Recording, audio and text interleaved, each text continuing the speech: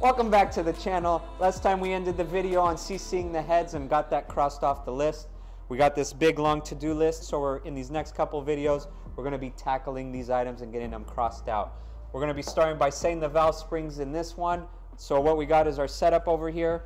So if you're not familiar with what setting installed height means, so the installed height of your valve spring is the distance between the bottom of the retainer and the top of the valve seal if it goes under the valve spring like it does on a 4 valve. The reason you need to measure this is to make sure you set your installed pressure, your seat pressure, to be what's needed for your camshaft. So we're going to be measuring these on all 40 and making sure they're equal and making sure that we're hitting the number we need. The way most people measure this, or it's typically measured, is called a spring micrometer, and it goes into this space and it measures the distance here directly. We couldn't find one that would fit because the 4 valve head is really tight in this area. So we're doing it a little bit of a different way, and I'll show you the components here. What we've done is machined on the lathe a spacer that we know the exact height of. So this is going to get set in there. We have a valve seal, so this is what the valve seal looks like. We took off the seal part so it doesn't get, so it's easier to slide on and off of the valve. So that's going to be the bottom. You're going to put the spacer on top. Then we have the retainer, which will be held on with keepers onto the valve, and that will be, imagine it up here, and then we're going to measure the displacement of the valve off the seat until it hits the spacer, and then add that to the thickness of the spacer, and that'll give us our installed height. So we're going to be doing that starting with cylinder 10 and working our way across. All right, we're going to install the valve. Put our valve seal on, drop that on, drop the spacer, put the retainer in. Then now we get the keepers on. These are a little tricky.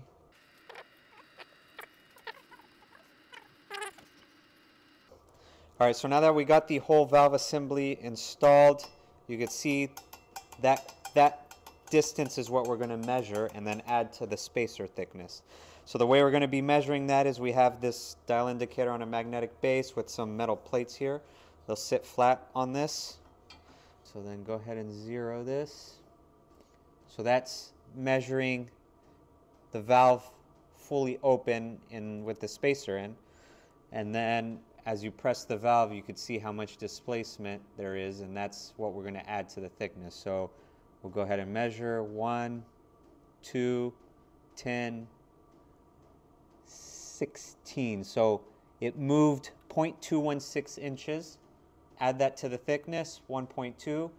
That means we have 1.416 inches of installed height, which unfortunately is the worst problem we could have.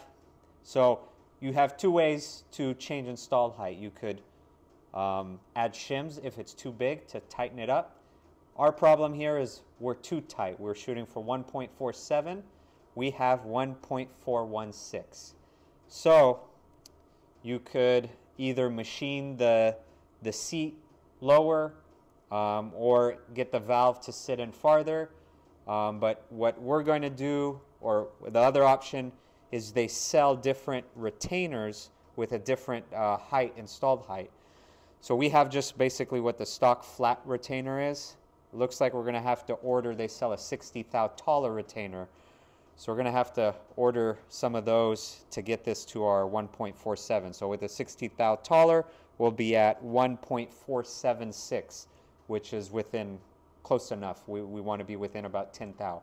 So looks like we're going to have to order parts. I am never going to financially recover from this. Now we'll just go through all 40, write them down, see the smallest and biggest to make sure just the 60 thou one will get us in there if we're going to need a shim any of them.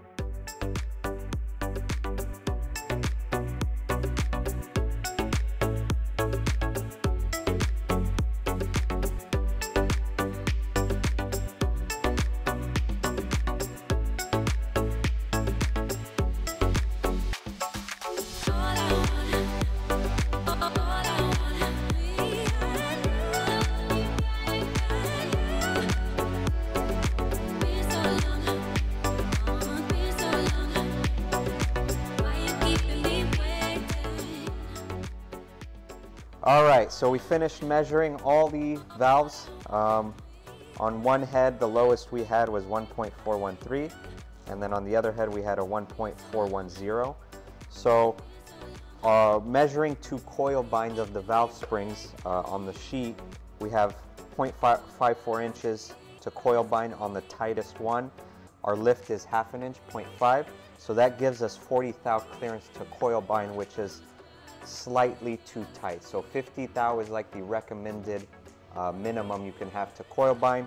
So to get there, we're going to have to take out 10 thou in our stack somewhere.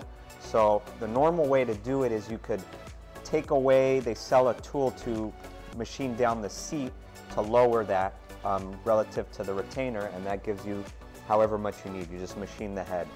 We do not want to machine the head as much as possible, so we're not going to do that.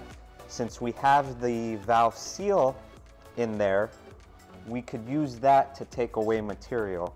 So basically, right, the valve seal goes under the spring. This thickness is part of that stack. So like we were showing before, the valve seal actually is part of the stack height. To open up this distance, you could find retainers that are higher, right? They would shift this up higher relative to where your lock is.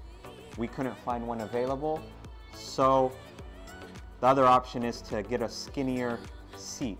We also don't have that available, but what we're gonna do, since we only need 10 thou to get to that recommended minimum, we're actually gonna sand this down on a belt sander and make this thinner.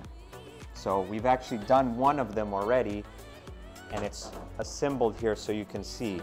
So our goal is to hit 1.420.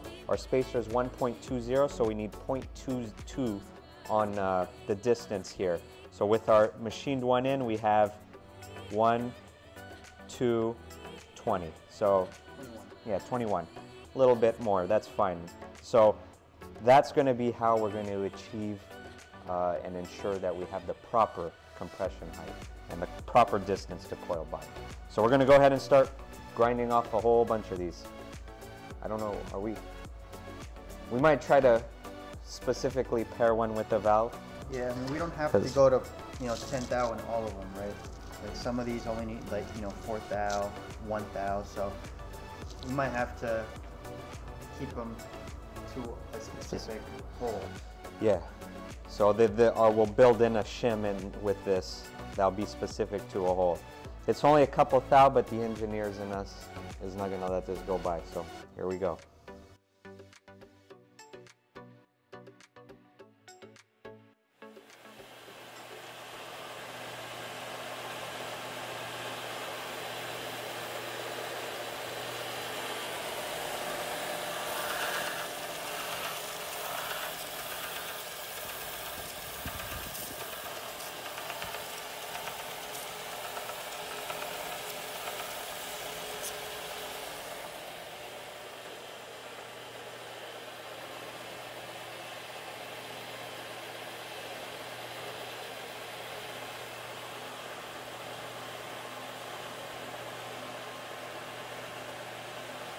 One eternity later. All right, so now we finished grinding all the valve seals down. You can see here the shiny part. We took material off this face until we got to the thickness we needed to hit 1.420 installed height. That 420 number gives us the 50 thou clearance to coil bind at max lift, which is our target. Each one of these is numbered for a specific hole, so they're all individually numbered for each one. Now that we're finished with this, we're going to go ahead and move on to the next thing. All right, guys, so we have our oil pump here. Like we said in the previous video, we're going to be replacing the stock gears with boundary pump billet gears. So we have them here ready. It's very easy to do. All you have to do is take this back plate off the stock housing, replace the gears, and the boundary pump gears also came with a spec sheet. So we're going to be using a filler gauge to check, make sure everything's within spec. Close it back up, and this should be ready to go on the motor.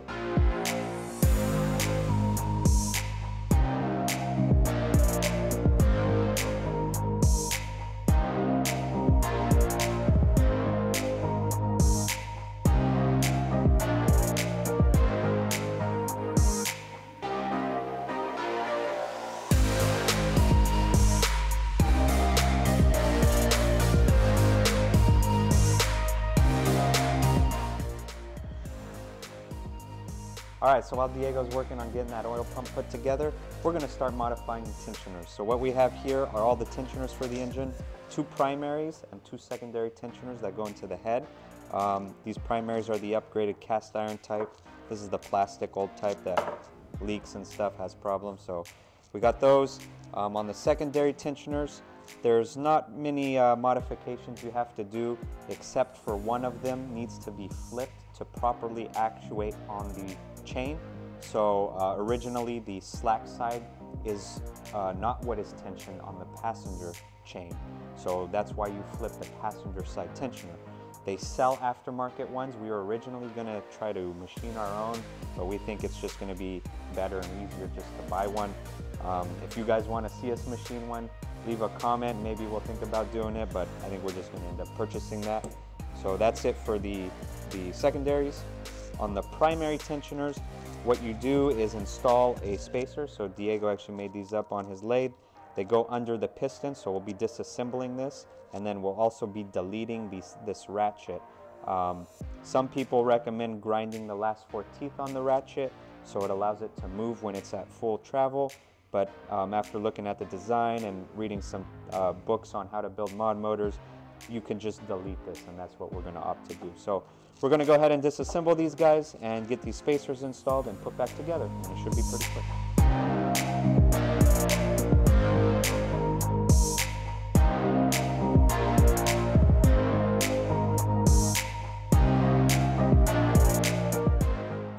All right, so we disassembled the left side tensioner. You have the piston, the spring.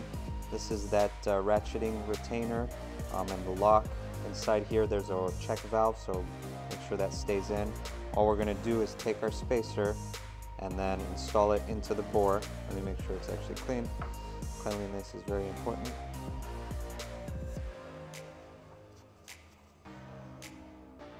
Install that in. So that's just going to sit down in the bottom. The spring actually goes, the spacer goes around the spring, and then the plunger just sits on top, and that's it. And then we'll probably zip tie this because we're going to leave the ratchet off, and on this design the ratchet is what's retaining this in for installation. We'll just put a zip tie around it and then cut it when we get it in. So now we'll go ahead and do the right hand side. Alright, so we finished up both sides now. We have the left and right modified. We'll order that guy for the secondaries, and that'll be all for the timing components. 2 weeks later. So we're waiting on some parts for the build. So Diego is taking the time to machine a part for his Mark VIII. You guys have noticed there's been one in the background in almost all the videos, so we're actually going to do a quick walk around on my Mark VIII.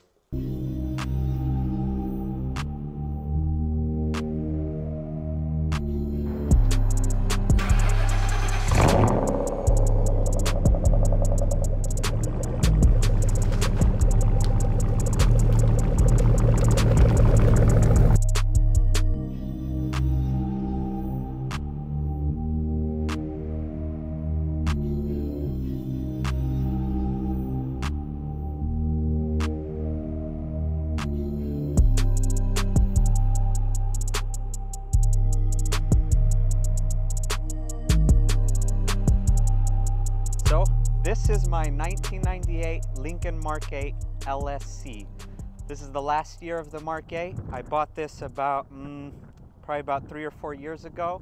I was specifically looking for a black on black car. I wanted the second generation, the 97, 98, and I found this locally here in Michigan. So it does have a little bit of rust. There's a couple places that they repaired, but it actually looks pretty decent. When I got it, I fully clay barred it and polished it, so it's got paint correction, and then I did the ceramic coat and all that. So one of the biggest obvious things done here are the wheels and tires. These are S197 05 and up Mustang FR500 replicas in flat black. The wheels they're wrapped in is Eagle F1s, 285/40 in the back, 255/45s in the front. I did these custom caps. I found some newer Lincoln caps that were chrome. I painted those flat black to match and painted the insides to be red to match the emblems on here. So one of the specifics I was looking for is I wanted the original air suspension because I wanted to be able to do this. So I built a little box and went into the stock computer wiring so I could flip it back to stock wiring and it'll ride up really high, which doesn't look good, but I could also slam it and control it how I want. So that's a little box in the glove box that allows me to control that. So it has the factory stereo system and factory head unit, but I wanted a little more low end, so I added a subwoofer with an Alpine amp that's up in this tray. It's just a 12-inch Kenwood, a cheap subwoofer, but it has some low end, so it adds more to the sound. These weren't working, so I cut them open and put in LEDs. They're cheap eBay LEDs, so they went out, or some of them are out. You probably could see it when I was backing up, but I have another one with a stock neon that I need to fit in here. I had to alter the wiring for it, so I got to revert it back to put that stock one in. All right, so the powertrain is completely stock on this thing. It runs good. I didn't do anything to it, except I did put a piggyback unit, a quarter horse from Mk8s. Unfortunately, they went out of business, which is not cool, but I really like their stuff. So I tuned the shift points, and I also put a little pop tune in it just because I am a racer like that.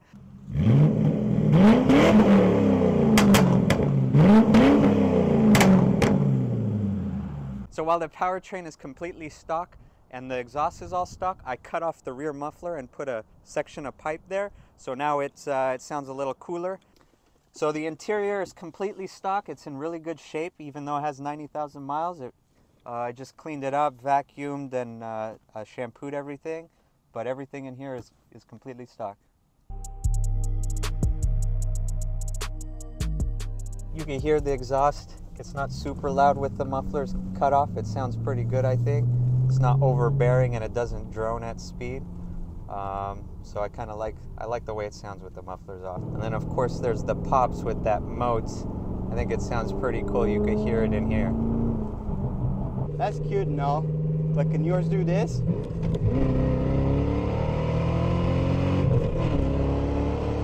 This is my Mark VIII.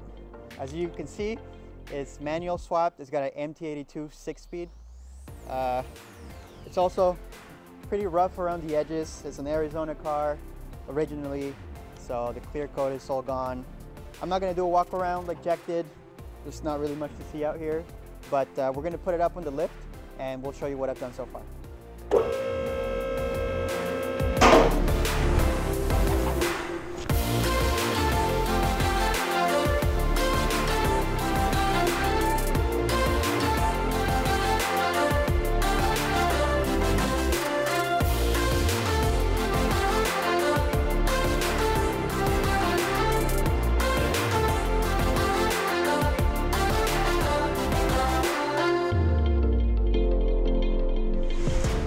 So we're here underneath the car. Like I said, my focus hasn't really been on the exterior. The last 2 years since I've owned the car, I've been working on the rear end, and I also did the manual transmission swap. So we're going to start off here in the back. I dropped the entire rear subframe. I took everything down to bare metal. Every bracket, every bolt has been redone completely. So I had a little DIY zinc plating set up in my basement, and I zinc plated all the bolts, as you can see. I also did my own poly bushings. So this car, there's not a lot of aftermarket support. I think there's one company or two that have some performance parts, but they're too expensive. And I bought this car for $1,000, so I wasn't going to spend $500 for a set of bushings. So I ended up 3D printing my own molds, and I bought 2-part polyurethane and poured all these bushings you can see here myself. Another thing I did with this car, I used or upgraded to a LSD. So in here, there's a LSD and 373 gears from Explorer. These are actually Explorer stubs, which I used with the stock Mark VIII outer axles. So giving away all your secrets. Yeah, well, you guys can have it. You it's could okay. order one on our eBay page. Yeah. So, I mean, this setup is built for performance. You know, another big thing I did is you can see the subframe bushings are also polyurethane. So I made my own. I was able to save one stock one. All the other ones were destroyed. So I used the stock one that I pulled, did my own measurements, and designed and printed a mold. And this took me, I think, the longest out of all the bushings because they're tapered, and I wanted to make sure it had the right, you know, fit with the subframe. But it worked out great. I mean, this is really stiff plastic, but you know, driving the car, you don't really feel it. So the reason why I did a lot of this is my plan with this car is to use it as like a street fun drift car. So a lot of the stuff I've done to it is for that purpose. I actually just finished this last week adding coilovers. So I used QA1 coilovers. These are single adjustable, and I designed and fabricated my own bracket, which I think we showed you in the last clip here. I was machining in Jack's mill. Let's get to the fun part here now. This is what I worked on first when I bought the car. So this is again an MT82 6-speed off 2011 or 12 Mustang GT. It bolts right up, right? These cars have a 4.6 liter V8, so the belt housing pattern is the exact same. The only thing I had to do was fabricate transmission mount, so I used the stock transmission locations here and just fabricated sort of a mount to convert it to the MT82. So I had to get a custom drive shaft because this end here wasn't designed for a flange like this. The stock one is a slip yoke, so I had to change that. I also had to make my own shifter mount, so I did that. You can't really see it here, but it's up there. I'm using the stock shifter from the MT82, but I did change the bushing on the shifter. I also did polyurethane myself for that, so it's a pretty solid shifter now. Yeah, other than that, I cut up my own exhaust. I didn't like how the back looked with the rusted ass mufflers, so I cut them and did sort of like turn downs. Some old school dumps right there. Yeah, and this was a really bad idea, especially with the coilovers, because as you can see, it's rubbing really bad. So that's probably the next thing I'm going to work on. I'm going to redo the entire exhaust system. I'll have to do that eventually, but you know, it runs and drives. It feels good.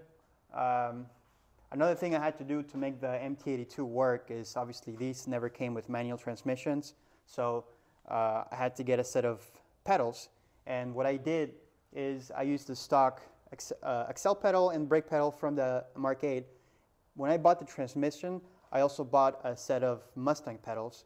And what I did is I cut the pedal box in half, and I used that clutch pedal half and put it together with the brake pedal. So I have like a combination of Mustang and Mark VIII pedals up there. My plan is to take it to drift events and learn how to drift, because I really don't even know how to drift. But eventually I'll get there. I have to do the coilovers in the front, like I said. I have a big brake kit that I'm going to do in the front. I have all the parts for it. I just have to do it. And then my plan eventually, so that it doesn't look like the way it does, I'm going to wrap it in black. So I'm not going to spend time to prep it for paint or anything like that. But I do have to clean it up a little bit to make sure the wrap has a good surface to adhere to. So this is it. All right, well, we hope you enjoyed the little walk around of our cars. Let us know if you want to go to the spa with Jack and his Mark VIII. Yeah, okay, right, yeah. Or if you want to cause distress in the neighborhood for all the wrong reasons with Diego's car. All right, so back to business. We're going to scratch off all the things we got done in this video. We upgraded to a Sharpie this time. So we finished installing the valve spring heights. No, that's start off. You marked it. You have to use that, dude. You get one shot.